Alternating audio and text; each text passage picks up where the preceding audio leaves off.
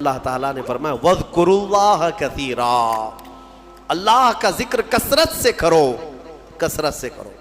اے میرے عزیزو، اس ذکر نہ کرنے کی وجہ سے ہماری روحیں کمزور ہیں، ہمارے دل مرجھائے جا رہے ہیں۔ تمہیں پتہ ہے جسم کو بھوک لگتی ہے، جسم کو کھانے کی بھوک لگتی ہے، اگر کھانا نہ دو تو پھر جسم کمزور ہوتا ہے اور چکر آنے لگتے ہیں۔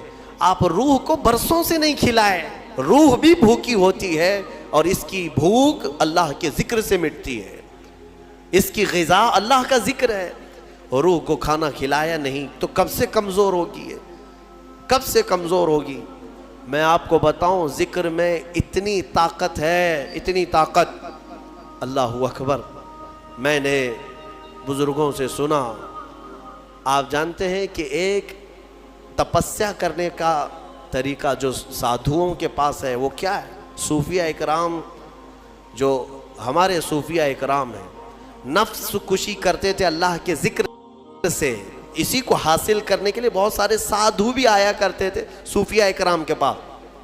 آج بھی ماررہ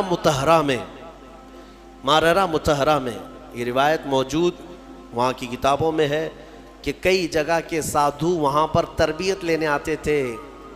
کس چیز کے لیے؟ تپسیا، آتما کی شکتی، روح کی طاقت حاصل کرنے کے لیے۔ اولیاء کاملین کے پاس حضرت شاہ حمزہ عینی رضی اللہ تعالیٰ عنہ، ماررہ مطہرہ کے ایک بڑے بزرگ ہیں، ان کا معمول تھا یہ سانس کو روک کر کے ذکر کرتے تھے۔ یعنی صوفیہ میں ذکر کا ایک طریقہ یہ بھی ہے، حبس دم، پاس انفاس جس کو کہتے ہیں، یعنی سانسوں کو بھی کنٹرول کر لیا جاتا ہے۔ سب سے زیادہ تم کس چیز کے محتاج ہو دنیا میں؟ کھانے کے، پینے کے، کس چیز کے؟ سانس کے محتاج ہو سب سے زیادہ۔ اور صوفیہ یہ کہتے ہیں کہ دنیا میں جو سب سے زیادہ ضروری چیز ہے اس سے بھی چھٹی حاصل کر لو، سوائے اللہ کے ہم کسی کے محتاج نہیں، سوائے اللہ کے ہم کسی کے محتاج نہیں۔ تو یہ ایسی اچانک نہیں آتا، اچانک نہیں آتا، تربیت کی ضرورت ہوتی ہے، برسوں اس میں مجاہدے ہوتے ہیں۔ صوفیہ اکرام، اولیاء اکرام کن کن چیزوں سے چھٹی لے لیتے ہیں پتہ ہے؟ کھانے پینے کی خواہش باقی نہیں رکھتے، ہر چیز کو چھوڑ دو، اب مجھے حاجت ہی نہیں اس چیز کی، کھانے کی طبیعت ہی نہیں مانتی۔